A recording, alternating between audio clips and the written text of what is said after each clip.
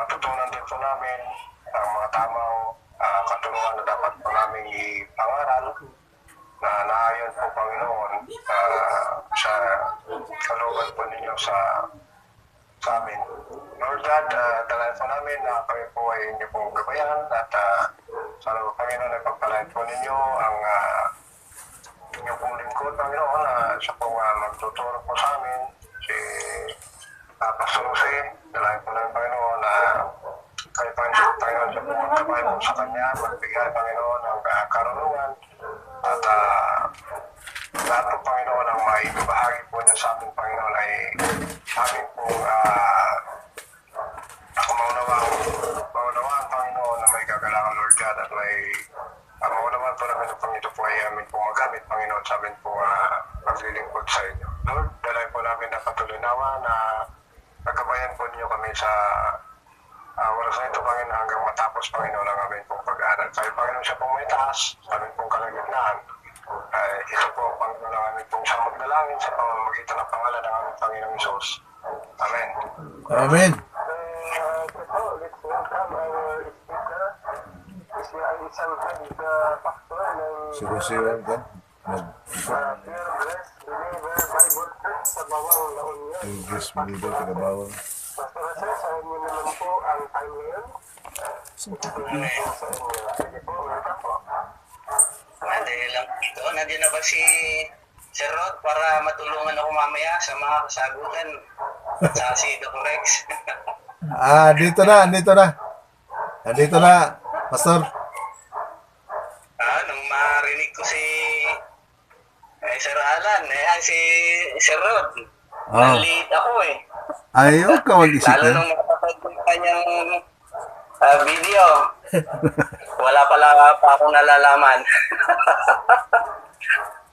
Sige po, ang paksa ko po ngayon ay ang biyaya ay nakahigit sa Pentecostal na kapangyarihan. Grace excels over the Pentecostal power. Ayan, ito yung mga dating pinanggalingan natin at isa po ako dito sa mga nagsisik ng sign and wonders. Ay noon yun. Pero ngayon ay natatawa nila ako sa aking sarili at natatawa ako sa mga nakikita ko sa mga palabas, sa media, yung mga dati na naming gawain. Na ito pala ay kamusmusan at basura sa panahon ngayon. Walang kinalaman sa batnao. Kaya ang pamagat po nito ay ang biyaya ay nakahihigit sa Pentecostal na kapangyarihan. Tagalog po muna tayo, wikang Pilipino kasi medyo na na yung aking Ingles. Iterator, napipilipin. Ito po ay ang pagkabigo sa pag-angkin ng mga Pentecostal sa panahon ng kagipitan o krisis. Krisis, sa Tagalog po ay kagipitan. Ayan. Ang talata po ay ating buksan dito sa pangalawang Korinto 3:10 sa wikang Pilipino. Ganito po ang sinasabi. Dahil dito, masasabi nating ang dating kaluwalhatian ay wala na. Sapagkat napalitan na ito ng higit na maluwalhati. Ito po ang sinulat ni Apostol Pablo sa pangalawang Korinto 3:10. Dito po muna tayo una sa pambungad. Doc Rex, pwede pong na lang? Share screen? Nandiyan na po ba? Nandiyan na po siya. Maingay po ba yung yung aking audio kasi may electric pan ako sa akin, nakatutok. Hindi kaya mahangin yung static or ano? Okay lang. Okay lang, Pastor. Okay lang. Ay, salamat po. Okay, baka po robotic, lang po, paki-interrupt lang po ako pag medyo robotic or choppy ang signal. Okay, dito po tayo sa number 1, sa introduction, Tagalog pambungad. Unang letra A, letter A. Ang kasalukuyang krisis o kagipitan ay patuloy na nagbibigay ng mahusay na paglalapad ng sapat na biyaya ng Diyos. Letter B, ang hilig ay ilagay ang Pentecost sa isang pedestal at tingnan ang natitirang kasaysayan bilang pababa. Letter K, sa panahon ng kagipitan, ang mga tao ay bumabaling sa Diyos at maging ang pag-aalinlangan sa pagnanais ng kagalingan. Talagang ang kabiyaya ng Diyos ay nilalapitan sa panahon ng kagipitan o krisis, lalo na po pag nagnanais ng kagalingan. Letter D, katulad po nito, halimbawa, ang pandemya ay isang direktang hamon sa mga doktrina ng Pentecostal sa banal na pagpapagaling. Ang Diyos na kumikilos sa pamamagitan ng biyaya ngayon ay higit pa kaysa kanyang makapangyarihang operasyon sa Pentecostes. Ayan, mas mahigit po ang kapangyarihan ng biyaya ngayon kaysa sa Pentecostes. Ano po, na alam naman natin itong Pentecostes na kung saan nagsimula sa Acts chapter 2 na ang kaganapan sa hula ay nangyari. At ito po yung tinatawag mula sa salitang Pente, 5. Ano po, Pentecostes na kung saan ay alam natin ang kasaysayan sa time pass kung paano ito ipinagdiriwang ng bansang Israel. Sa pangalawang puntos po tayo, kapangyarihan noon at ngayon. Tingnan po natin ang kapangyarihan noon.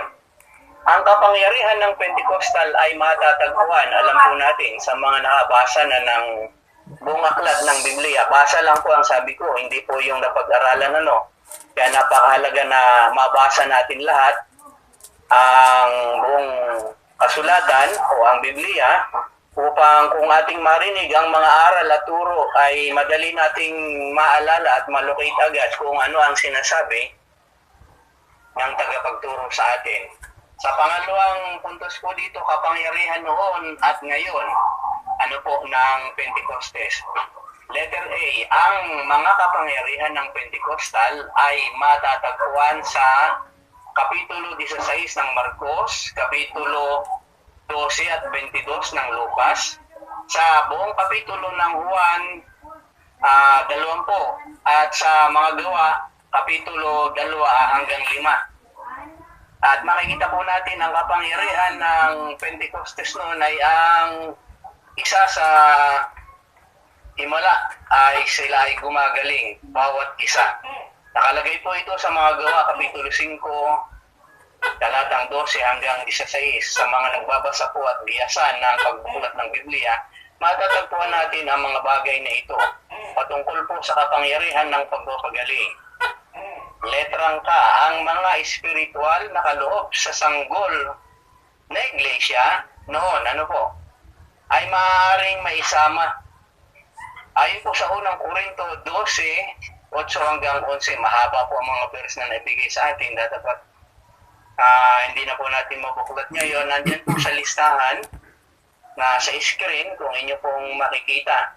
Dapat kung po kayo mag-alala, i-add friend nyo lamang po ako para maibigay ko yung lesson ngayon. Kasi yung iba po ay nag-request, hindi ko naman po mabigyan noon dahil hindi po sila connected sa aking account. Pero kapag nag-friend request po kayo sa aking account Facebook, hanapin lamang po yung Jose Amador, may drawing na apple. Ay i-accept ko po kayo at pag nagkagayon, may papadala ko po ang lesson na ito. Okay, sila po ay gumaling sa kapangyarihang ito na kilala nating kaganapan sa Pentecostes. Letter K, ang mga espiritual na kaloob sa sanggol na iglesia ay maaaring maisama doon sa 1 Corinthians 12, 8 to 11, chapter 28 to 30, sa Romans chapter 12, verse 3 to 9 to 8, at sa Ephesians chapter 4 and verse 11. Letter D, ngunit ngayon, dyan po sa English ninyo sa screen. Ngunit ngayon, but now, biyaya, ang katumbas ay ang kanyang dispensasyon sa Ebanghelyo, ang misteryo ni Kristo, ang mystery ni Kristo, ng Panginoong Jesucristo. Matatagpuan po natin sa buong kapitulo ng Roma, 5 hanggang 8, at sa Epeso kapitulo 3. Letter E, ang biyaya ay tinawag na tuyo ng iba. Patay, hindi epektibo, di makakatulong walang kapangyarihan, mahina ang sabi ng iba. Yung tayo daw, ay puro daw tayo, grace, grace, grace. Wala daw mga power. Ano po, ang grace. Sila may power. Pero tama ba ito? Ay nagkakamali po sila. Mali. Ulitin ko po, letter A, ang biyaya ay tinawag na tuyo nila. Ano po, patay daw, hindi epektibo, di makakatulong, walang kapangyarihan, mahina. Ang sagot po natin doon ay mali. Hindi po tuyo ang biyaya, hindi patay, kundi ito ay epektibo at nakahihigit pa sa kapangyarihang dulot na pinakita ng pinagdiriwang nilang Pentecostes. Ano po? At nalakipan sila ng kapangyarihan at mga signs and wonders. Letter G, ang biyaya ay tunay na mas mahusay. Ayan. Ulitin ko po, ang biyaya ay tunay na mas mahusay. Ayon po sa Pilipos 1, talatang 9 hanggang 10, at sa unang Korinto 12:31. Paano? Ang biyaya ay tunay na mas mahusay. Tanong, paano naging mas mahusay kaysa sa kapangyarihan ng mga Pentecostes? Babasahin ko po sa Pilipos 1:10 hanggang 11. Sabi po sa talatang 10, upang mapili ninyo ang pinakamahalaga. Nagsasalita po si Apostol Pablo dito. Napiliin daw natin ang pinakamahalaga sa lahat. Sa gayon, pagbabalik ni Kristo, matatagpuan kayong malinis, walang kapintasan. Ano kaya ito?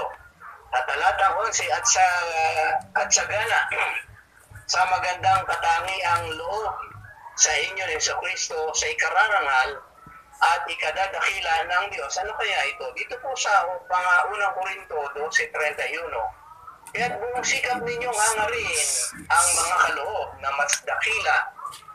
At ngayon, ituturo ko sa inyo ang walang katulad sa lahat. Meron na pong mas nakahihigit sa Pentecostal power at lalo na sa panahon ngayon. Ang gusto nila ay mag-display ng kung ano-anong mga di maipaliwanag na himala daw, sabi nila.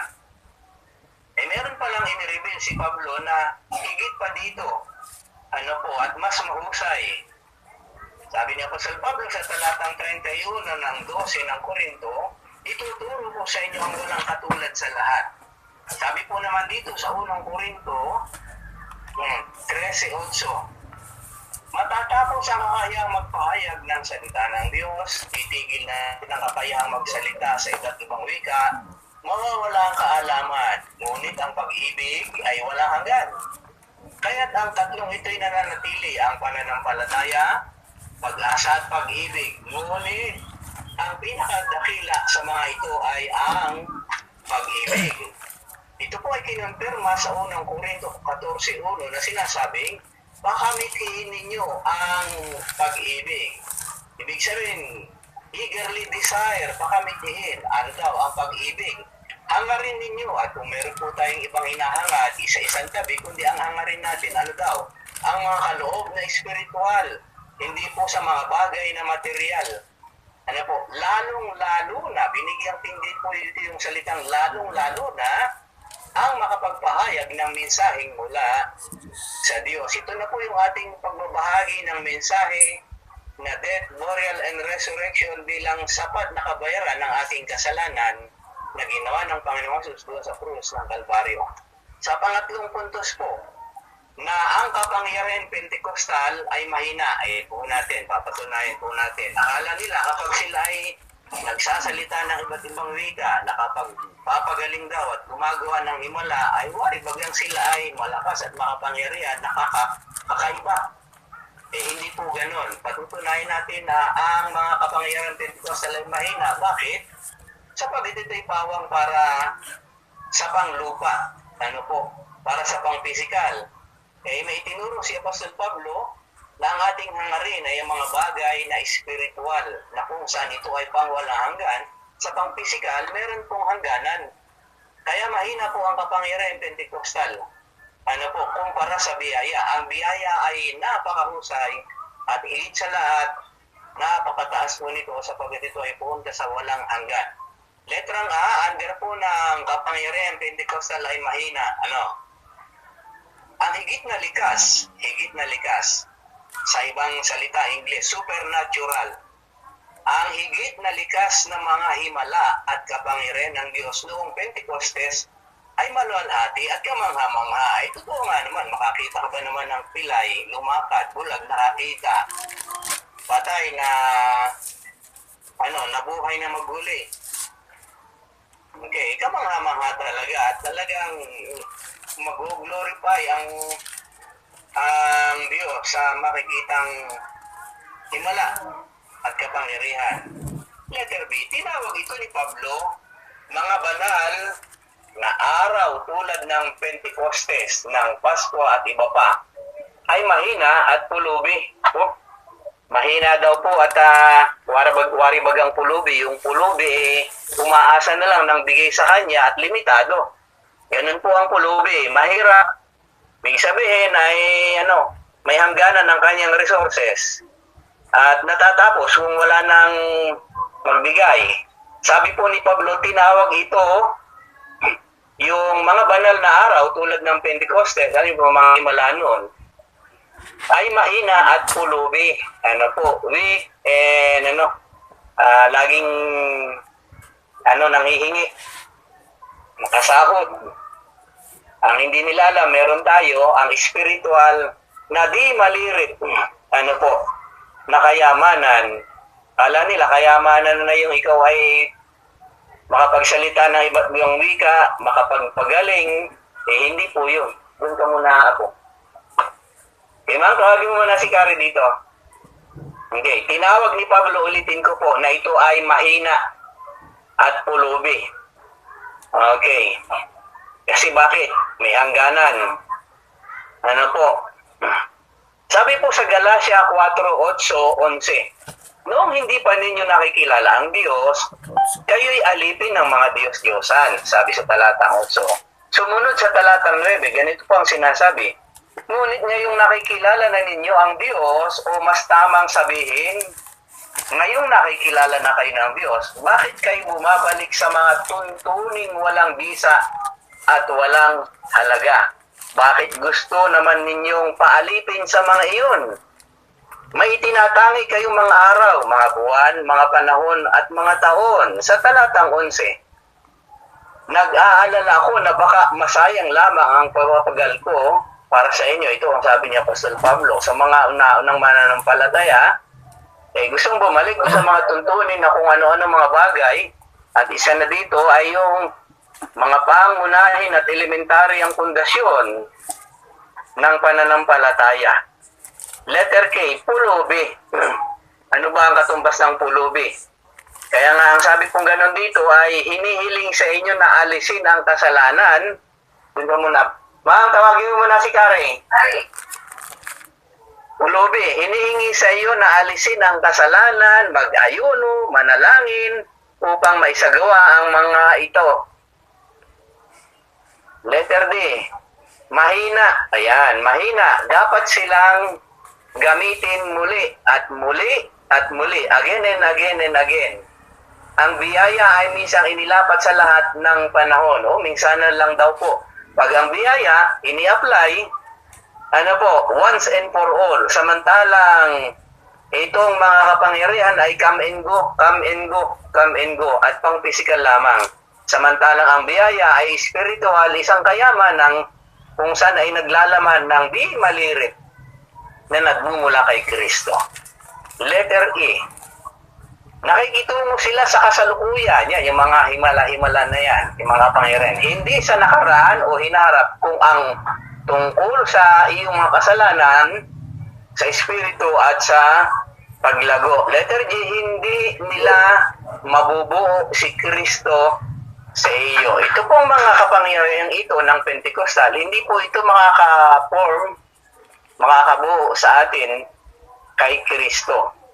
Kaya alam naman natin na ang kabuuan lang natin ay nagmumula lahat kay Kristo. Hindi yung isang tao ay kapag wala nang may pakitang kapangyarihan, power, pagpapagaling, magsalita ng iba't ibang wika, ay para bang waring kulang ng kanilang pagkatao. Sa atin po, buong buo tayo kay Kristo, kahit wala pong kalakip ng mga himala, ang biyaya po ay sapat ano po, sa atin. Letter H, kung ikukumpara sa biyaya, ang mga kapangyarihang iyon ay mahina. Mahina po ang mga kapangyarihang iyon na nagmumula sa Pentecostal noon na practices ng mga naunang mananampalatayang Hudyo. Ano po? Mga kasangkapan na para lamang sa mga sanggol. Yun po ang sabi. Sa pangalawang Korinto 3:10 at sa unang Korinto 12:1 na sinasabi ni Apostol Pablo, ito po ay para lamang lapat sa mga sanggol o sa mga musmus. Kasi kinakailangan nila ng isang tutukod sa kanila. Okay. Letter H, ang biyaya ay hindi maihipo ng anumang kapangyarihan ng tao, ng pangyayari, ng kasalanan o ng problema. Mas malakas ang biyaya. Yan po sa letter H. Okay. Bago dumating ng item number 4, kung titingnan niyo po sa screen. Ulitin ko po, i-accept niyo lamang po ako. Mag-friend request lang po kayo para may forward ko ito English or Tagalog. Sa pagkatagalog ko po nito, hindi po nawala yung essence at kahalagahan ng lesson. Akin pong tiniyak na hindi mawawala ang kahalagahan ng paksa. Pero kung gusto niyo pong English, isesend ko rin po sa inyo ng English. Ano po? Dito na po tayo sa huling tatlong items. Number 4, kasi may 6 na item po ito. Ang mga kapangyarihang Pentecostal ay hindi gumagana. Ayan, sa panahon ngayon. Kaya kung meron pong mga nagsasabi na sila ay nanaginip, pinuntahan si Kaistong at sinasabing ikaw daw ay papatungan ko ng kamay, o sinasabi na ikaw ay pumunta sa dagat, maglublob ng 7 beses para gumaling ang iyong sakit. Hindi po ganon. Hindi na po gumagana ngayon ang Pentecostal power. At ito po ay para lamang noon. Upang magkaroon ng katuparan ang hula. Katulad po ng ating napag-aralan, kapag natupad na ang isang hula, hindi na po ito nauulit. Hindi na po ito nagkakaroon ng pangalawang beses na pagkakaulit. Kung titingnan natin, may daya ang kaaway, wari bagang, ito yung nangyari noon ay nangyayari yata ngayon. Mga espekulasyon. Waring, parang, siguro, hindi po sila tiyak. Iba po yung parang siguro, kamukha, ayan. Kaya kung may nakikita kayong parang kamukha na nangyayari noon, na ngayon ay nangyayari, hindi po yun yung tunay na kaganapan ng hula. Mang! Okay, si Kari, pahalagin muna. Okay, under po letter number 4 sa letter A. Hindi na kailangang mag-aksaya ng oras sa paglilista ng mga pagkabigo tulad ng mga mangaral. Sila Baker, kilala niyo po yan. Sila Copeland, sila Benhin. Ayan, sila Joel Osteen, yung mga Australian na preacher na nagpapatong ng kamay. Yung mga Nigerian na punong-puno ng mga signs and wonders daw. Mga nanginginig, bumubula ang bibig. At mga kung ano-ano pa para lang may display na meron silang Pentecostal power. Hindi po ganun ang kapangyarihan na original. Hindi nila nakikita ang biyaya ngayon ay simple lang. At panglangit ang nilalaman ng biyaya. Nadulot nito ang kapangyarihan. Samantalang ang Pentecostal power ay para at applicable sa pampisikal at mga bagay na material. Okay, letter B. Ang mga pandemya ay napakahusay na panahon upang patunayan ang kapangyarihan ng Pentecostal. Ngunit, ito na, pandemic, nung COVID. Ito na sana yung kanilang power na may display kung talagang totoo at applicable sa panahon ngayon at kung para sa kanila talaga yung mga power na nakasaad sa Acts chapter 2 hanggang sa mga sumusunod na kapitulo kung applicable talaga sa kanila. Ngunit, ayan, tingnan nyo po yung letter B ng under items number 4. Nakalagay dyan, ngunit, but, tahimik sila at walang nagawa. Ayan, nasaan na yung mga Pentecostal na yan? Yung mga nagsasabing sila may power. Kung totoo, wala na sana. Tapos na sana ang pandemic. Pumunta lang sila sa ospital. Isa lang ang i-display na kapangyarihan sa pagpapagaling. At kung meron silang kakausaping foreigner na may sakit, para maintindihan ang sinasabi ng preacher, makapagsalita sila ng ibang wika. Pero wala pong nangyaring ganun. Tahimik. Nasa isang tabi. Hindi nila naipilit kung sasabihin, pinagbabawal ng pamahalaan na lumabas. Ikaw ba naman magpakita ng isang himala kahit na opisyalis ng pamahalaan o kahit sino man ay talagang magpupumilit silang ikaw ay ilabas at dalhin doon sa taong nangangailangan ng kapangyarihan ng Pentecostal. Ayan. Letter C. Ang pagpapagaling ay ang paraan upang magbigay ng pag-asa para sa isang kaharian. Noon po yun, para sa kaharian. Pisikal, hindi ang pag-asa ng mga tao para sa isang kagalingan. Okay. Yung pag-asa pong gumaling, para po doon sa kaharian kasi darating ang Panginoong Hesus dahil nga ang kaharian ay pangunahin muna sa mga Hudyo na siyang magiging instrumento ng Diyos, pangunahing lalapitan para pagpalain ang mga Hintil. At para ikaw ay maging tagapamagitan, katulad na nga ng isang saserdote, dapat siya ay walang kapintasan, kaya nga pinahayo sila at upang sila ay makatanggap ng kagalingan dahil ang kautusan po sa time pass kay Moses, para ikaw ay maging isang tagapaglingkod o saserdote, ikaw ay walang kapintasan. Kaya papagalingin yung mga Israelita na merong mga kapintasan. Okay. Para maging lapat sila sa paglilingkod para sa kaharian dito sa lupa o kingdom here on earth. Letter D, ang mga tao ay namamatay. Ang mga himala ay bihirang mangyari. Paano mo ito pinapayapa at iniaaliw ang mga tao? Okay, tingnan po natin.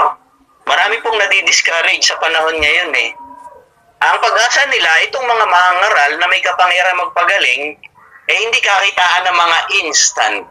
Katulad ba ng isang kape, na 3-in-1, hindi mo na isa-isang ibubuhos ang kape, ang creamer, ang asukal, magpainit ng tubig. Kahit sa pagpapainit ng tubig, instant yung meron po tayong heater. At hindi na isa-isang maghihintay para lang mabuo ang isang kape. Sa kagalingan, ganoon din po.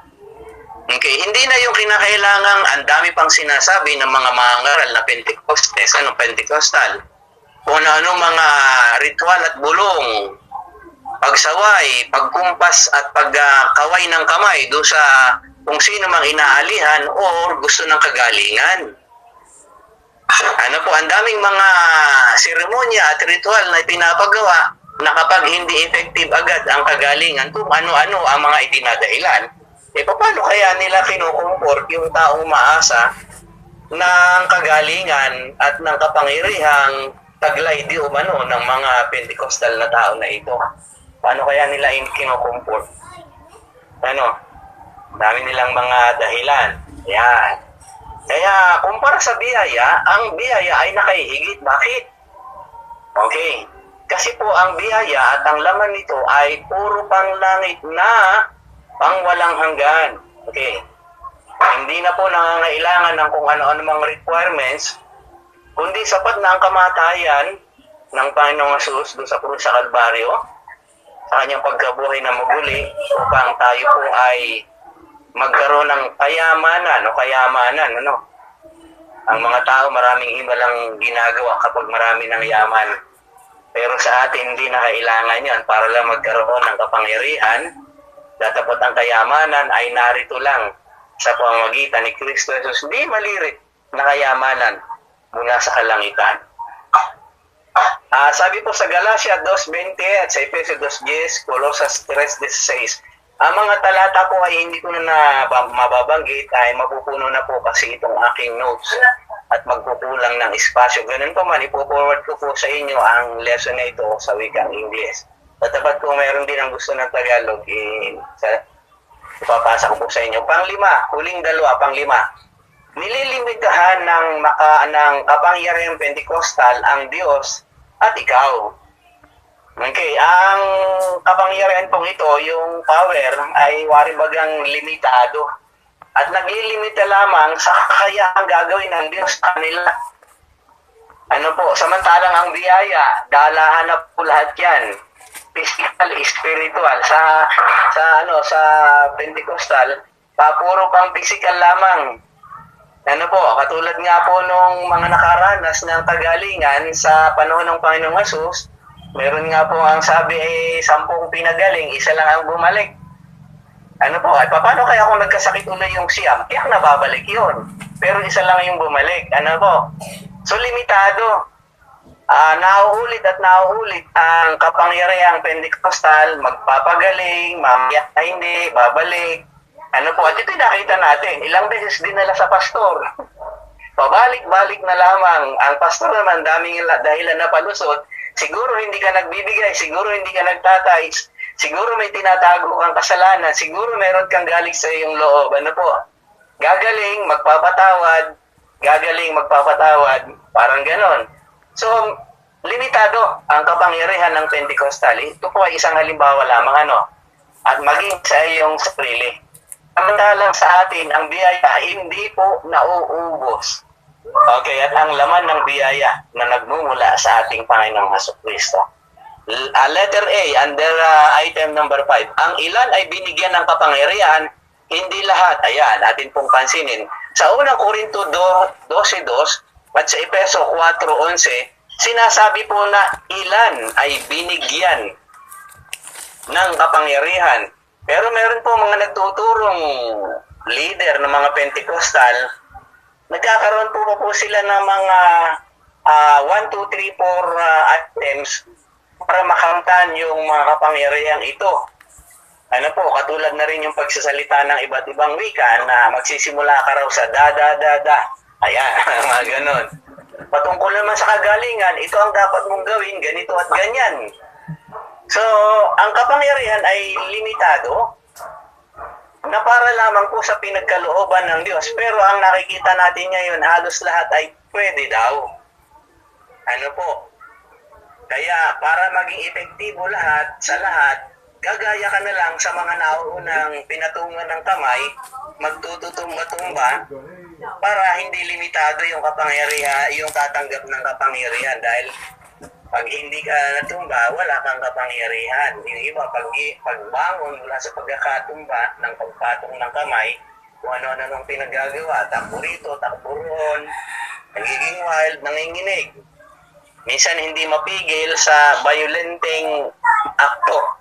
At ito po ay naobserbahan ko sa mga nakaraang panahon ng aking pagiging Pentecostal. Ayan, letter B, sa pamamagitan ng biyaya, meron tayong lahat, ang sabi po dito. Kinapitalize ko po, sa pamamagitan ng biyaya, mayroon tayong lahat ng kapangyarihan ng Diyos. Kayamanan ng kanyang biyaya is spiritual na pagpapala at pagpasok dito. Access, meron po tayong access spiritually sa grace ng ating Panginoon. Uulitin ko po, hindi po ito pang physical kasi ang pang physical, limitado. Kaya mas nakahigit ang biyaya. Pang physical, pang lupa, samantalang sa atin po, talagang di malirit. Sa dami po, hindi natin may isa-isa mga bagay na espiritual at nabanggit po ito ni Apostol Pablo patungkol po sa kayamanan espiritual, higit pa po sa kapangyarihan. Kasi kung merong kayamanan ng tao dito po sa physical, material, ay makapangyarihan sila. Ginagamit ang mga bagay na ito para maipakita ang kanilang pagiging makapangyarihan. Datapot sa atin, di na kailangan natin ng pera, para lang tayo ay maging makapangyarihan. Ang kapangyarihan dulot ni Kristo, mula po sa kanyang kamatayan na ang kapalit ay ang kaligtasan natin, napakayaman ng ating Diyos. Letter K, nililimitahan ng kapangyarihan ng Pentecostal ang kapangyarihan ng Diyos sa pag-alis lamang ng mga problema na hindi nagpapalakas sa atin. Ayan, yung mga problema hindi nagpapalakas, aalisin lang pansamantala, mamaya nandiyan na naman, sasabihan ka ng mga leader, pagkatapos, mamaya nandiyan na naman yung problema, samantalang sa atin, ang pinakang isang problema, ano po, na kung saan si Kristo ay nagluta sa pamamagitan ng kanyang kamatayan sa krus sa Kalbaryo ang biyaya, tayo po ay napatawad sa ating kasalanan at naialis mula sa kapahamakan. Letter D, nililimitahan ng mga kapangyarihan ng Pentecostal ang gawain ng Diyos sa ilang pagkakataon, kakaunting tao, sa bahagi lamang. Ayan. Sa ilang pagkakataon lamang, nandun lamang yung kapangyarihan ng Pentecostal sa ilang tao at sa ilang bahagi lamang nito ay po sa unang Korinto 13:9 hanggang 11. Letter E, ang biyaya ay ang kapangyarihan ng Diyos na hindi limitado. Yun. Ito ay sumasagana sa lahat ng kasalanan, higit pa sa mga mananako. Sa mga sa mga invader. Ayan. Ulitin ko po, letter E, ang biyaya ay ang kapangyarihan ng Diyos na hindi limitado. Kay saan ka? Sa Pentecostal power o sa grace of God? Okay, ang Pentecostal power, limited. Ang biyaya ng Diyos, unlimited. Ito yung tinatawag na unli. Ito yung forever. Kaya sabi nila, wala daw forever. Meron po. Dalawa nga eh. Ano po? Forever. Ano po? Sa kaparusahan o forever sa kaligtasan. Pang-anim, last na item. Ang biyaya ng Diyos ay higit pa sa mga kapangyarihan ng Pentecostal. At bawat krisis, bawat kagipitan ay nagpapatunay nito. Nakita na natin, ang napakaraming tao may kayamanan. Sa kanilang kayamanan, wari bagang sila may kapangyarihan. Pero kapag naubos, wala na. Hindi na makagawa maging ang mga pastor na sinasabi natin sa panahon ngayon, yung mga Pentecostal, ano po, yung mga ang tawag dito, yung mga nagpapatong ng kamay, sasalita ng iba't ibang wika, hindi kaya sila nakukonsensya na sila na nabautismuhan ay sinasabing may kalakip na kapangyarihan. Katulad ng sinasabi po natin kanina sa Marcos ang matatagpuan, ang kapangyarihan yon ay lalakip daw sa lahat ng mga sumampalataya at nabautismuhan na kiniklaim nila. Bagay na kapangyarihan, hindi naman nila mapatunayan dahil isang simpleng punta mo lang sa ospital sa pagpatong ng kamay at kung meron mang lumpo doon, biglang gagaling at lalakad. Sa mga may sakit, may mga lagnat at simpleng karamdaman sa pagpatong ng kamay, sila gagaling. Pero walang kapangyarihan ang mga yaon na akin na rin pong nakita sa mga pastor na nakasama ko at nagyaya sa akin sa pagpipray sa ospital. Ano po, kala nila ito ay isang kapangyarihan, ang kaloob na yon ay may kaganapan, pero wala pong kaganapan at hindi talaga nangyayari. Sila man ay gumagaling, kiniklaim nila nung iba, pero nang aking mapag-alaman, nauna nang binigyan sila ng doktor at pinainom ng gamot. Pagkatapos mapainom ng gamot, mga sa buong maghapon, saglit lang po ako iinom ng tubig.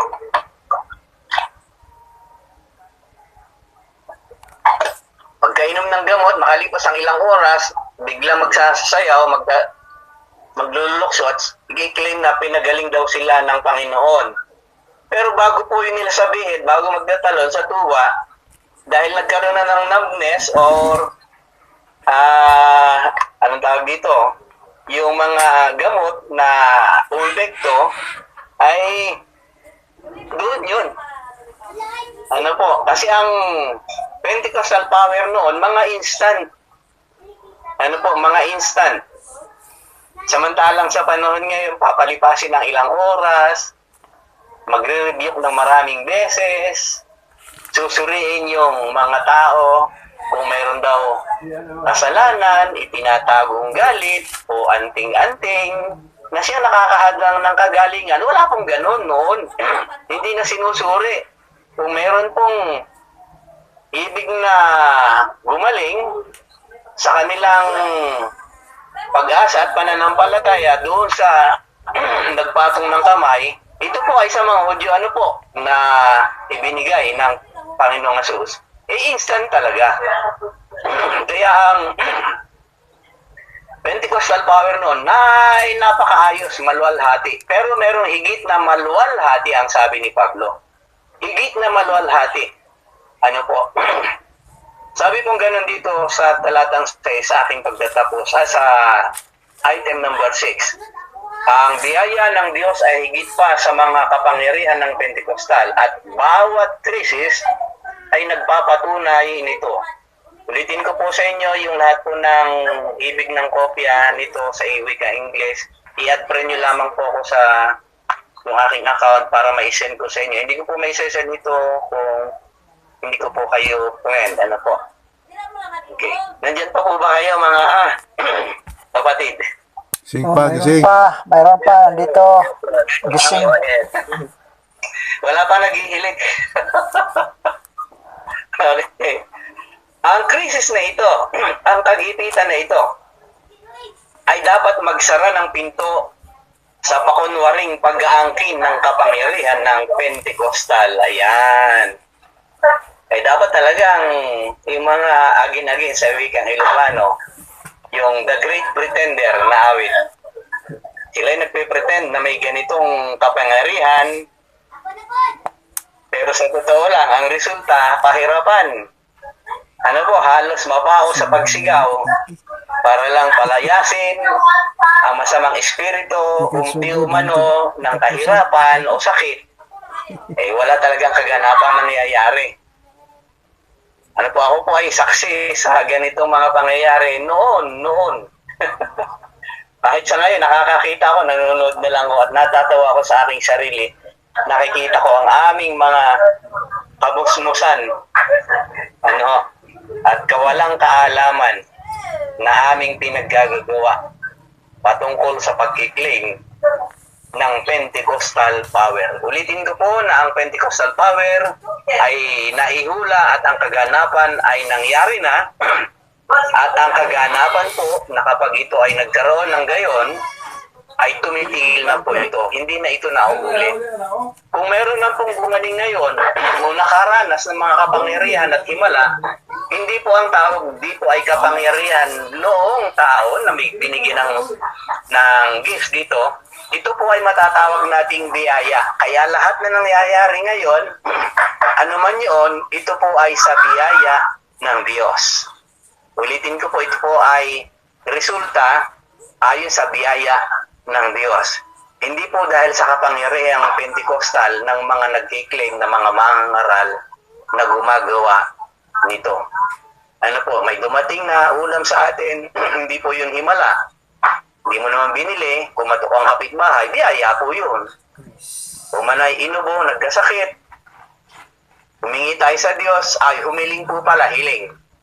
Naghintay tayo, on the way, nakaranas tayo ng kaginhawaan sa katawan, biyaya po yun.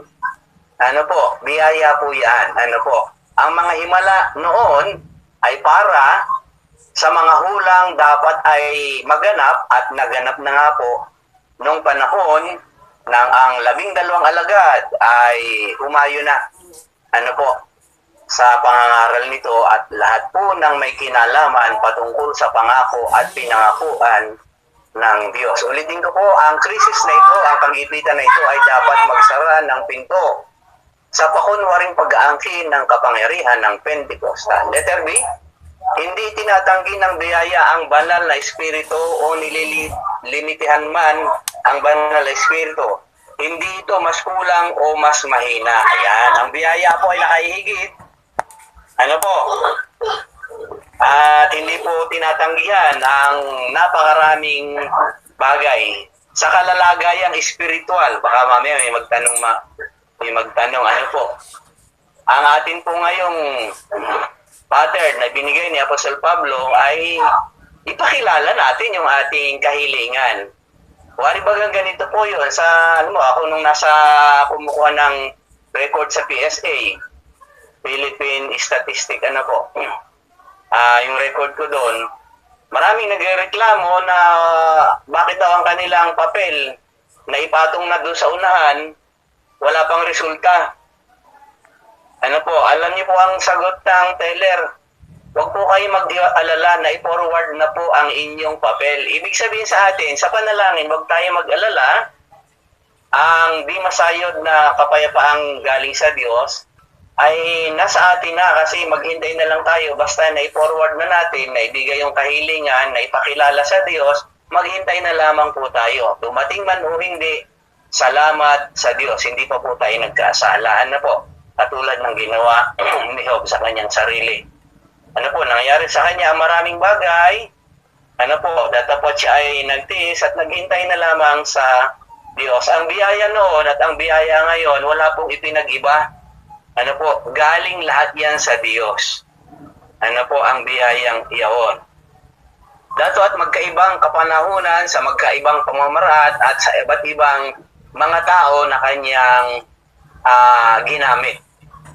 Okay, hindi ko mo noon ay nangyari, i-claim natin na dapat mangyari din ngayon. Ano po, tayo po ay nasa ilalim ng dispensasyon, ng biyaya ng ating Panginoon at ang instruction at ang mga pattern na kung saan ay meron tayong sinusunod, pinangahawakan. Ito po ay sa mga sulat ni Apostol Pablo para sa katawan ni Kristo sa Roma hanggang Pilimon. Okay, sa aking pagtatapos po, letter K. Naninindigan tayong matatag sa biyaya ng Diyos ang pag-asa sa kanyang higit na kaluluhatian. Ayon po sa ating verse kanina, ano po, nandyan po yung mga verse, hindi ko na po binanggit isa-isa. Sabi pong ganun dito sa pangalawang Korinto 3:10 na dahil dito, masasabi natin ang dating kaluluhatian ay wala na sapagkat napalitan na ito ng higit na malalahati. Kung sila ay nag-glorify dahil po sa mga himala, maging ang mga tao sa nakakakita at nakakaranas nito, higit pa po doon ang kalwalhatian. Ito na po yung biyaya ng Diyos, ang kaligtasang nagmumula sa ating Panginoon Jesus. Sulitin ko po, ang biyaya ay nakahihigit sa Pentecostal na kapangyarihan. At ang pagkabigo sa pag-angkin ng mga Pentecostal sa panahon ng kagipitan ngayon, hindi po nila mapatunayan ang mga bagay na kanilang kiniklaim noon. Hindi po natin masabi na ang mga bagay na kagaling ang kanilang naranasan ng sino man ngayon ay masama. Hindi po. Ito po ay may kinalaman pa rin sa biyaya ng ating Panginoon. Patungkol po sa inyo mga katanungan, ako po ay limitado sa kaalaman, hindi ko po marahil masasagot lahat. Pero sa tulong ng ating butihing pastor, Dr. Rex, ang isa pa sa bihasa sa pagsagot ng mga katanungan kay Brother Rod, ay narito na makakatulong sa atin. Salamat po. Ito po ang ating report. Magandang gabi po sa ating lahat. Okay, thank you, Pastor. Okay. Siguro bago tayo magkaroon ng question and answer, nagtawag pa tayo ng isa pang presenter para minsanan lang.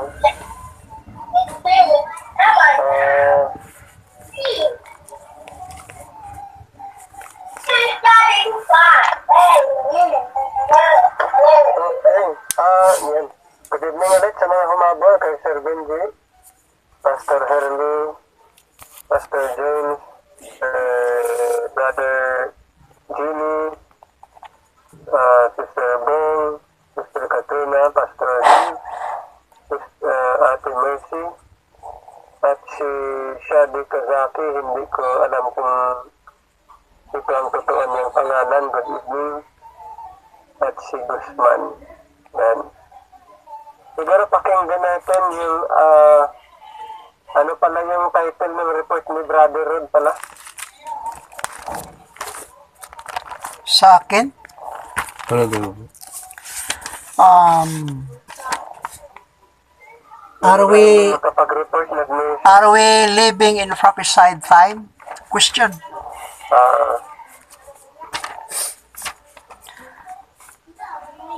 Brother Rod, ano pong report niyo pala? Anong title? Are we living in prophesied time? Ayan, sige. Ayun, pakinggan natin. Yung iba hindi nakapag-report yung iba na personal message. Pakinggan natin yung ano niyo po. Anong time pa dyan? Medyo mahaba ito. Anong time pa?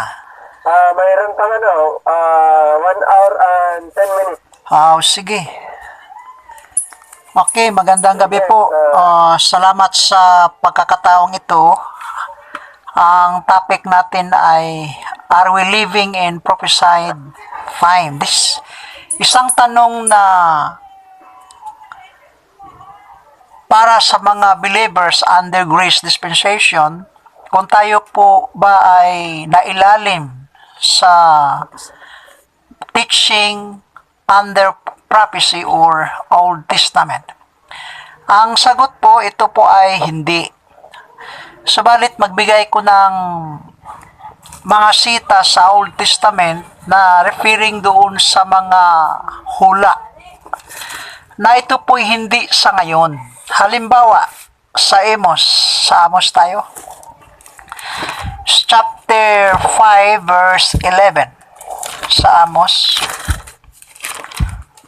For as much therefore as your treading is upon the poor, and ye take from him burdens of wheat, ye have built houses of hewn stone. But Amos chapter 9 verse 11. chapter 9? 9:11. 9:11. I see. In that day will I raise up the tabernacle of David that is fallen, and close up the breaches thereof, and I will raise up his ruins, and I will build it as in the days of old. Ito po ay isang hula sa second coming of Christ, na yung tabernacle of David itatayo niya ay i-refer at din maghari siya sa loob ng isang 1,000 taon. Pakibasa daw sa Tagalog. May Tagalog niya? Wala. Pakiulit ko, no? Sorry, wala may old na. In that day, In that day will I raise up the tabernacle of David that is fallen, and close up the breaches thereof, and I will raise up his ruins, and I will build it as in the days of old. Yan. Referring siya sa second coming of Christ after 7 years great tribulation. At tayo po hindi kasali dito. Kasi yung hinihintay natin, yung mga believers under grace, tayo po ay sasalubungin natin si Kristo doon sa alipaap. I-compare muna natin sa Thessalonians chapter 4 verse 16. Ang tanong, are we living in prophesied time? The answer is no. Hindi tayo namumuhay at naghihintay doon sa second coming na sinasabi ni Amos chapter 9 verse 11. Pakibasa daw sa Thessalonians. For the Lord himself shall descend from heaven with a shout, with the voice of the archangel, and with the trump of God, and the dead in Christ shall rise first. And then, We which are alive and remain shall be caught up together with them in the clouds to meet the Lord in the air. so yung under grace dispensation, tayo po ay i-caught up, dalhin doon sa alifaap, and after that, God will bring us with Christ into heaven. Verse 14. For if we believe that Jesus died and rose again, even so them also which sleep in Jesus will God bring with him. Yan. Maraming mga tao na nagsasabi tayo po ay under sa prophecy program, particularly in the book of Amos chapter 9 verse 11, pero hindi. Bakit? Kasi pa during cut up, hindi si Kristo magtayo ng isang tabernacle tabernakulo, hindi siya magtayo. Itatayo niya, i-refer na yung Tabernacle of David during last day.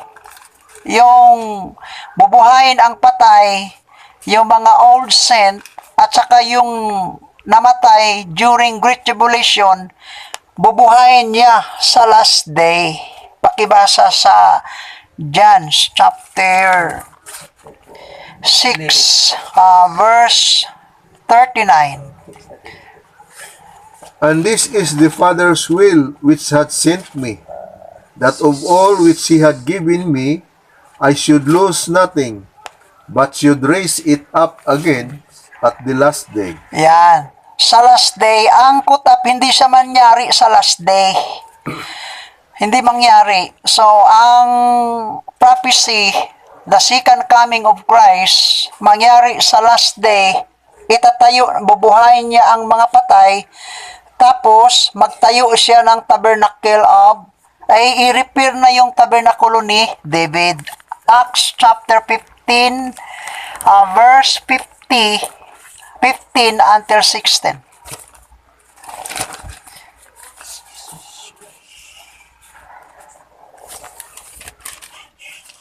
And saying, Sirs, why do ye these things?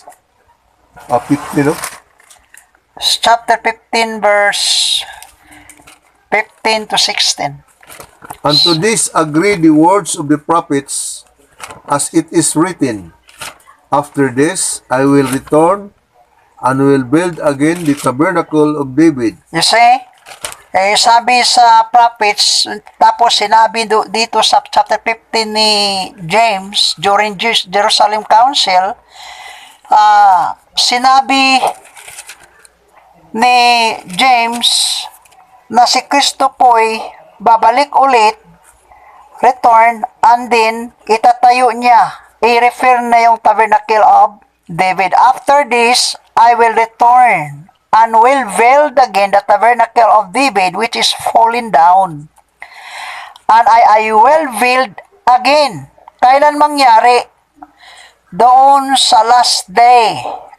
Tapos maghahari na siya sa 1,000 taon. Hindi ito hinihintay natin kasi we are now under of the grace dispensation. Ang hinihintay natin yung put up. At tandaan natin, mayroong earthquake during the resurrection day in the last day. Mayroon siyang earthquake. Ay tingnan natin sa Ezekiel chapter 37. Ito ang propesya at hindi ito sa ating panahon ngayon. 37 verse 7. So I prophesied as I was commanded, and as I prophesied, there was a noise, and behold, a shaking, and the bones came together, bone to his bone. Tuloy. And when I beheld, lo, the sinews and the flesh came up upon them, and the skin covered them above, but there was no breath in them. Pakiulit niya sa verse 7. So I prophesied as I was commanded, and as I prophesied, there was a noise, and behold, a shaking, and the bones came together, bone to his bone. You see? Mayroon siyang earthquake, maglindol, tapos mayroon siyang pagkabuhay, maguli. Whereas, during the resurrection, the under of the grace dispensation, wala namang lindol, walang earthquake. Bakit? 1 Corinthians chapter 15, start as verse 50. Now this I say, brethren, that flesh and blood cannot inherit the kingdom of God, neither doth corruption inherit incorruption. Behold, I shew you a mystery. We shall not all sleep, but we shall all be changed. In a moment, in the twinkling of an eye, at the last trump, For the trumpet shall sound, and the dead shall be raised incorruptible, and we shall be changed. Yan. So, balikan ko, ang inihintay natin, hindi yung hula, yung second coming, kundi under sa grace dispensation, yung caught up. Hindi yung paghahari ni Kristo sa 1,000 sa loob ng 1,000 taon, kundi yung caught up. Kukunin yung mga grace believers and pagkatapos i-resume, ibalik ulit yung naiwan na 7 years. Okay, tingnan muna natin yung Daniel chapter 9. Start us sa verse 24. Daniel chapter 9, verse 24. 70 weeks are determined upon the people. Upon thy people, referring sa Israel, hindi referring sa Gentiles. 70 weeks. Okay, tuloy po. And upon thy holy city, to finish the transgression, and to make an end of sins, and to make reconciliation for iniquity, and to bring in everlasting righteousness, and to seal up the vision and prophecy, and to anoint the most holy. Okay, continue. Know therefore and understand that from the going forth of the commandment to restore and to build Jerusalem unto the Messiah the Prince shall be 7 weeks. Okay, 7 weeks, equivalent 49 years, yung natalo na defeat ang Babylon, and then tapos si Cyrus and Darius, doon nag-start ang count 490 years, 78 weeks.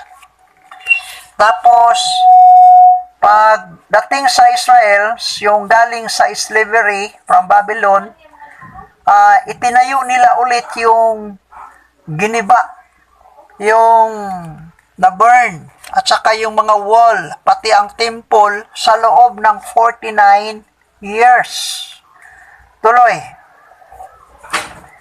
And after 62 weeks shall Messiah be cut off, but not for himself. Yan. Yung 49 years plus 62 weeks, naging 483 lahat. Ang naiwan, 7 years. So sa makatuwid, tapos si Kristo namatay, ang inihintay sa Israel na mag-return si Christ kaagad, magtayo ng tabernacle, 7 years na lang. Eh, question, bakit hanggang ngayon, from 34 AD until now, hindi pa si Kristo naghari, wala pang resurrection in the last day? Bakit wala? Kasi, na-insert yung programa sa mystery. Yon ang sabi ko ganina, hindi tayo ilalim doon sa prophesied. Particularly in the book of Daniel chapter 9 at sa Amos chapter 9. Bakit? Paano natin mapatunayan na hindi tayo ilalim? Kasi tapos si Kristo namatay, ang naiwan doon, 7 years na lang. Verse 27. And he shall confirm the covenant with many for 1 week. Yan. 1 week equivalent 7 years.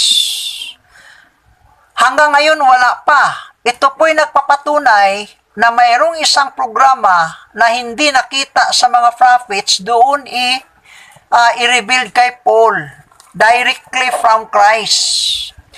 Romans chapter 16 verse 25. Romans 16:25.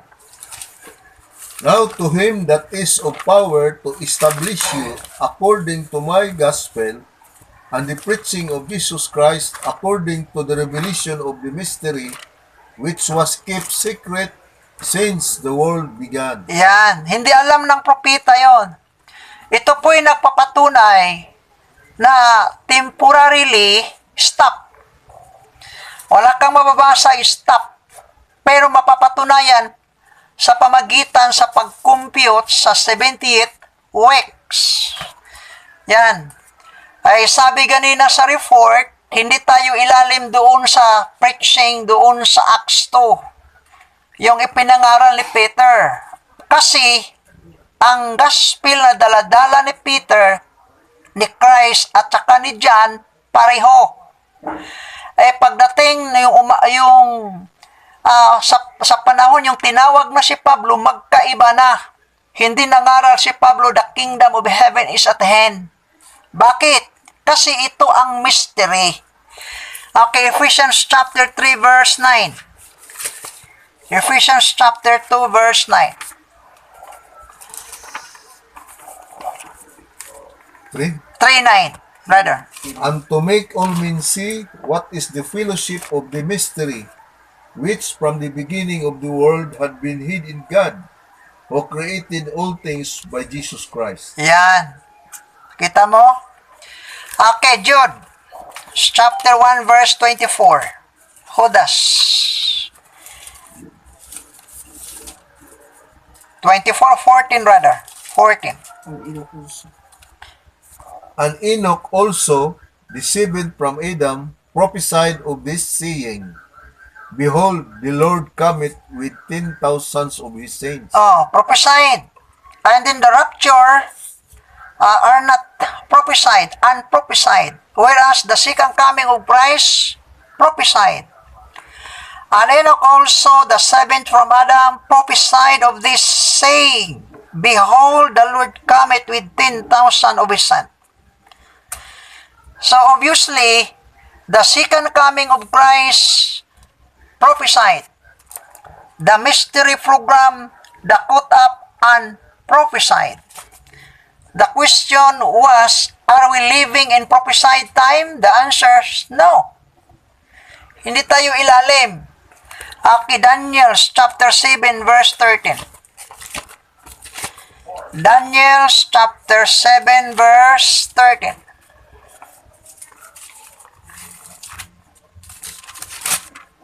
I saw in the night visions, and behold, one like the Son of Man came with the clouds of heaven, and came to the Ancient of Days, and they brought him near before him.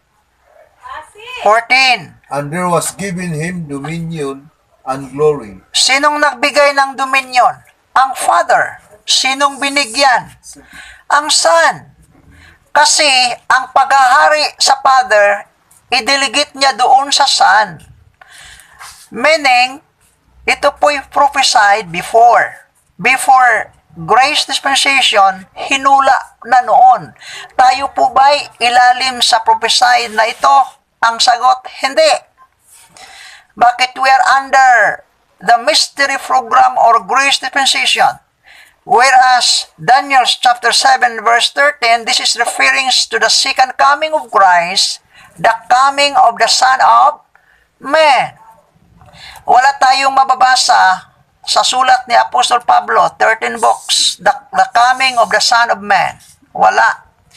Doon lang mababasa sa Matthew, sa ibang mga libro, sa Lumang Tipan, at ito po'y referring doon the second coming of Christ after 7 years Great Tribulation, the remaining time of Daniel chapter 9, and it was already fulfilled 483 years na mayroon siyang naiwan 7 years.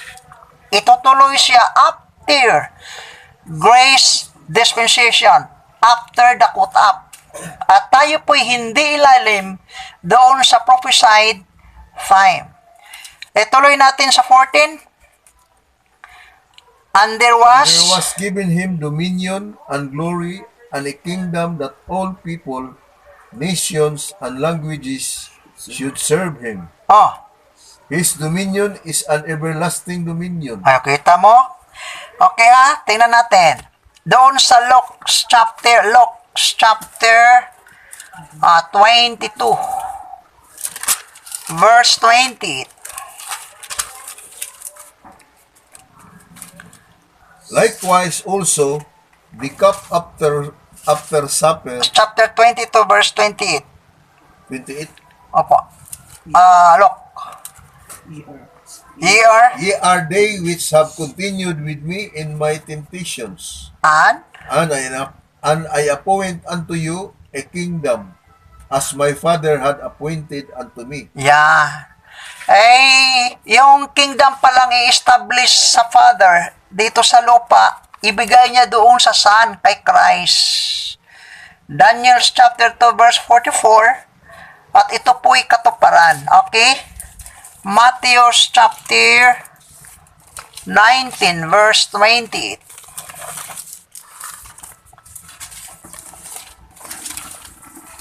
Matthew chapter 19 verse 28. The young man said unto him, Chapter 19, 28. Matthew.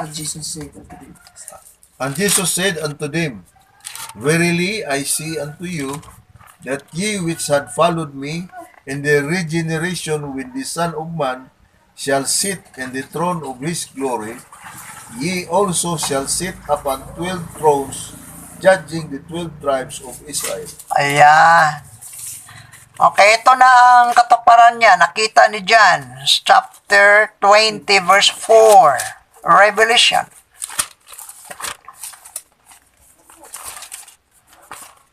And I saw thrones, and they sat upon them, Hardly. Sino yung thrones? At saka yung nakaupo? Yung 12 apostles, yung binasa na ganina doon sa Luke chapter 22, verse 28-29, at saka Matthew 19:28 to 29. Continue.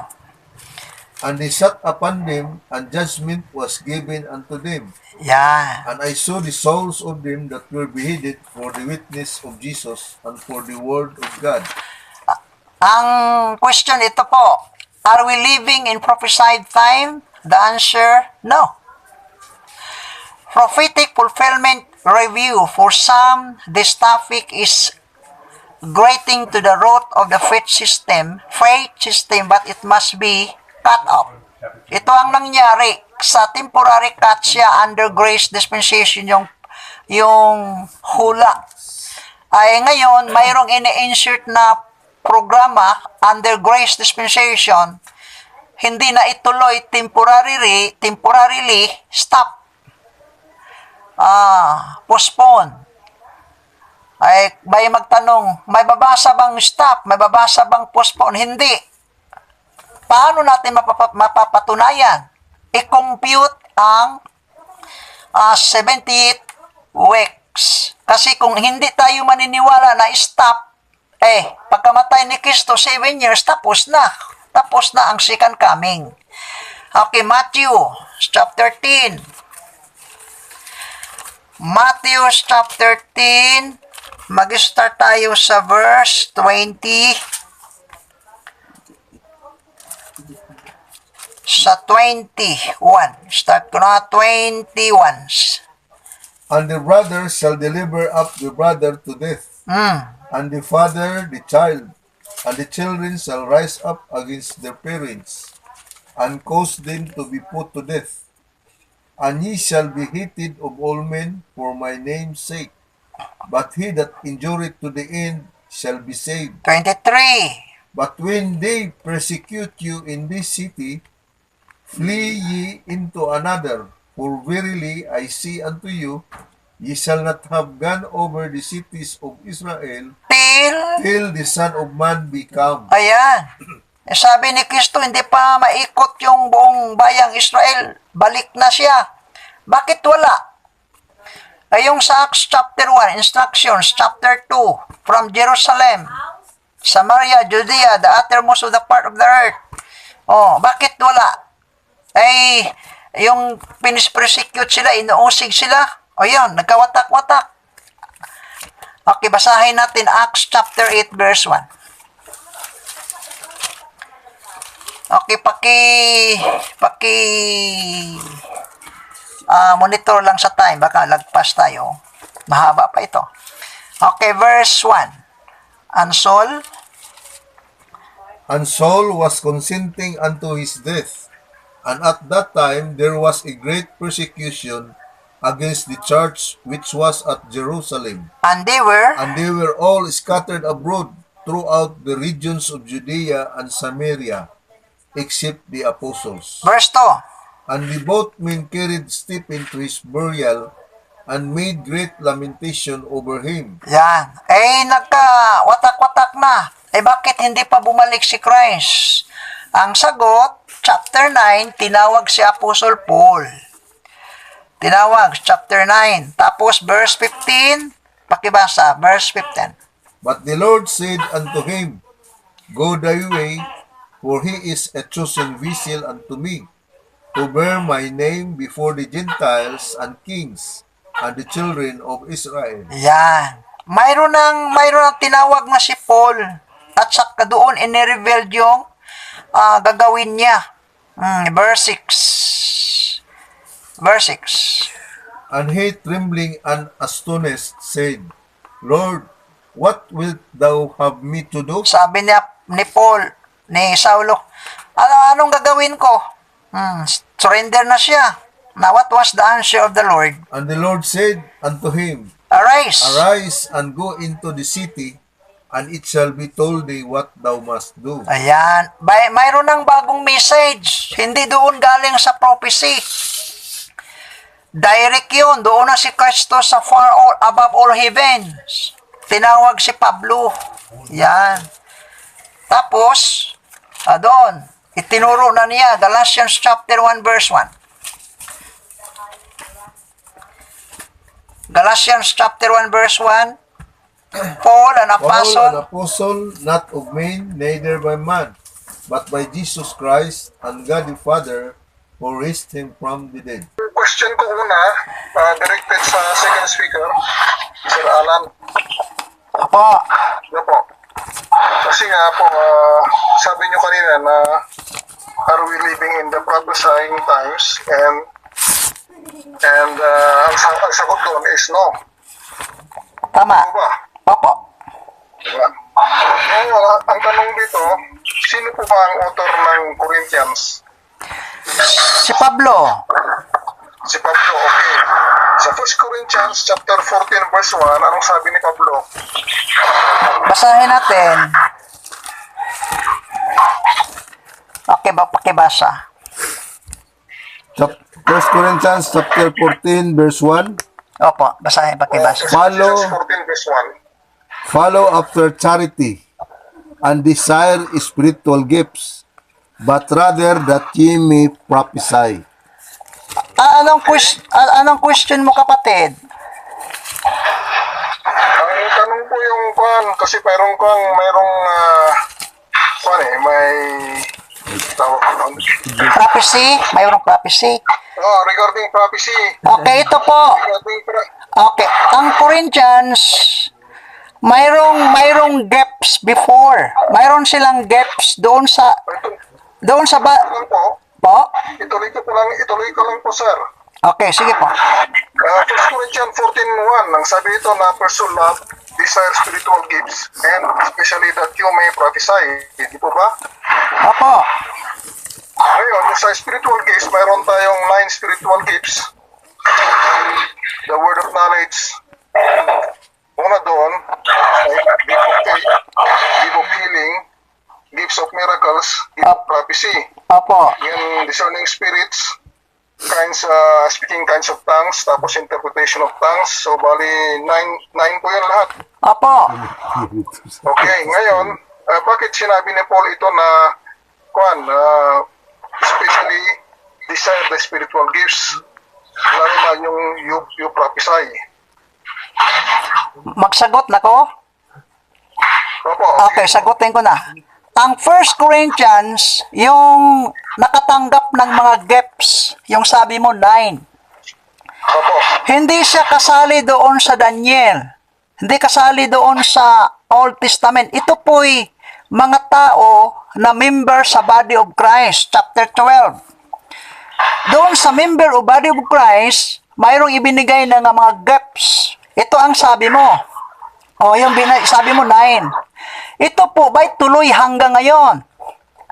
Ang sagot, 3 na lang ang naiwan. Okay, chapter 13 verse 8 to 13. Pakibasa. Charity never faileth, but whither there be prophecies, they shall fail. Whither there be tongues, they shall cease. Yan. Whither there be knowledge, it shall vanish away. Tuloy. For we know in part, and we prophesy in part. But when that which is perfect is come, then that which is in part shall be done away. Opo. When I was a child, I speak as a child. I understood as a child. I thought as a child. But when I became a man, I put away childish things. Anong naiwan? Tuloy.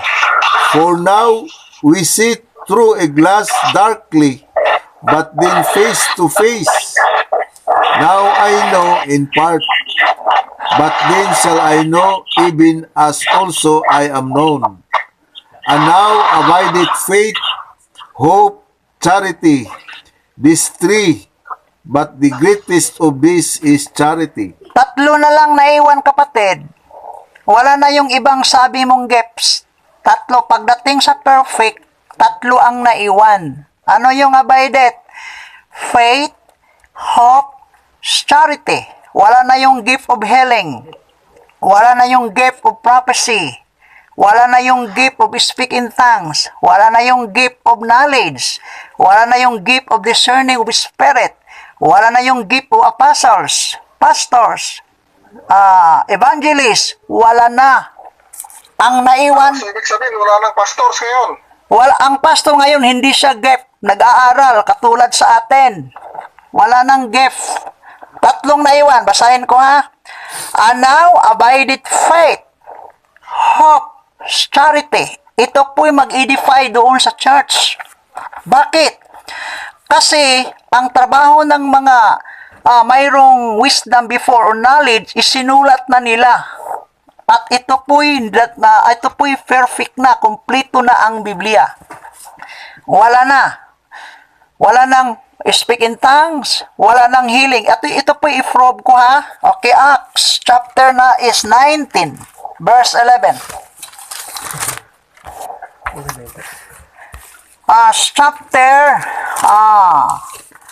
Acts chapter 19 verse 11. Pakibasa daw. At gumawa ng mga pambihirang kabalaghan ang Diyos sa pamagitan ni Pablo. Tuloy. Kahit panyo o delantar na kanyang ginamit ay dinadala sa mga may sakit. Yan. Tuloy. Gumagaling ang mga ito at umalis sa kanila ang masasamang espiritu. Oh, kita mo? Pakibasa sa English. Badalan. Sige. 19. Many of them also which used curious arts, 1911. 1911. And God wrought special miracles by the hands of Paul, Oh, so that from his body were brought unto the sick handkerchiefs or aprons, and the diseases departed from them, and the evil spirits went out of them. yan. Pero ang tanong, ito po, 2 Timothy chapter 4 verse 19. Yung sumulat na si Pablo doon sa 2 Timothy, ano nangyari? Pakibasa daw. Salute Prisca and Aquila, and the household of Onesiphorus. Erastus abode at Corinth, but Trophimus have I left at Miletum sick. Pagkat may sakit. Bakit iniwan ni Paul si Trophimus. Trophimus doon sa Miletus na may sakit? Nasaan na yung panyo ni Paul? Nasaan na yung power niya? Sinabi niya before. Pagdating sa perfect, wala na, tatlo na lang ang maiwan. Sa makatuwid, wala na siyang power magpagaling. Iniwan niya. Pakiulit ba sa Tagalog? 9:10. Ikumusta mo ako sa mag-asawang Priscilla at Aquila at sa bahayan ni Onesiporo. Naiwan sa Corinto si Erasto. Si Tropimo na may iniwan ko sa Milito pagkat may sakit siya. Oh, bakit nandiyan na pinagaling? Kasama niya yun eh. Ang sagot, hindi na nga siya, wala na siyang power. Kasi ang naiwan, tatlo na lang. Ito po yung proof. Sa makatuwid, yung mga gift na pinag-usapan doon sa 1 Corinthians chapter 12, chapter 13, chapter 14, Romans chapter 12, Ephesians chapter 4, ito po'y wala na. Ngayon, mag-aral tayo. Hindi na siya gift. Mag-aral. Baka may follow-up kayo po, kapatid. Pastors. Wala na pa ng pastors. Ano ba yung kukuang ko? Ayaw na mag-shot. Wala na yung camera ko. Bubat na. Lubat. Wala ba? Hindi, di maka... Okay. Meron pang ano, Pastor John, sige, go ahead. Kung meron pang ano po, Follow up po. follow up. Kung wala na po yung gift of healing, hindi ka wala ng mga Kristiyano. Gift of healing, ang healing ibinigay doon sa tao. Yun, wala na yan. Marami naman tayong Ibig sabihin yan, kawawa naman yung Kristiyano na may pananampalataya. Bakit? Hindi naman nag-activate yung ano. Bakit kawawa? Katulad niya, Kasi hindi siya nag-benefit ng gift ng healing. wala na. O kailangan ang tao ngayon maniniwala siya, walang makita. Wala na, hindi na nag-check. Yun ang sabi ni Pablo 3 lang naiwan. Pakibasa ulit. Hindi naman siya kawawa kasi gusto ng Diyos mamuhay ngayon sa pananampalataya, mamuhay tayo hindi kagaya noon may power. So, powerless na pala ang Kristiyano, ibig sabihin. Tama. Ang Diyos na magpagaling, direct ka na sa Diyos. Ang Diyos na hindi na ipinagkatiwala doon sa tao, hindi na ibinigay. Wala nang kapangyarihan. Ibig sabihin, we are powerless Christians. Pagdating doon sa gifts, pero pagdating sa salvation, yung pananampalataya, tatalab yan. Maliligtas ka pag sumasampalataya. Hindi na doon sa gifts na ginagawa ni Paul dati. Ulitin ko ha. Okay, Acts. Verse 11, verse 12. Pakibasa nga sa Tagalog. 19:11. Pakinggang maigi ha. Sige. At gumawa ng mga pambihirang kababalaghan ang Diyos sa pamamagitan ni Pablo. Yan. Ang Diyos gumagawa, ibinigay doon kay Paul. Ang tawag yun, delegation, gidelegate ang power. Anong nangyari yung gumawa na si Paul? 12. Kahit panyo o delantar na kanyang ginamit ay dinadala sa mga may sakit. Gumagaling ang mga ito at umaalis sa kanila ang masasamang espiritu. Ito ba mayroon pa ngayon? Ito? Katulad yung ginagawa sa Lunita? Wala na yan. Ito yung ginagawa sa mga churches ngayon. Ito ba nangyari sa churches? Hindi na. Kahit si Pablo, wala na. Hindi siya nakagawa. Yung dumating ang perfect. Okay, 2 Timothy, balikan natin. Chapter 4, verse 19.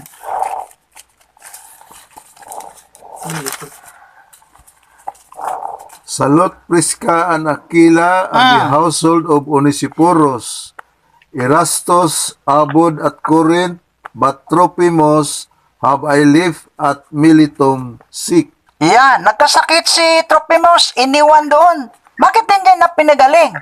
Yung sabi mo, powerless na pala. Pagdating doon sa gift of healing. Wala na yan. Wala na. Yan ang sabi ng Bible. Bigyan kita pa ng isang sitas para mag-gauge mo. Okay, chapter 20, verse 7. Acts. Basa. Nang unang araw ng Sanlinggo, kami nagkatipon upang ganapin ang pagpipira-piraso ng tinapay. At si Pablo'y nangaral sa kanila hanggang hating gabi, sapagkat aalis siya kinabukasan. Maraming ilaw sa silid sa itaas na pinagtitipunan namin. Nakaupo sa bintana ang isang kabinata. Tuloy. Ang ngalay Eutiko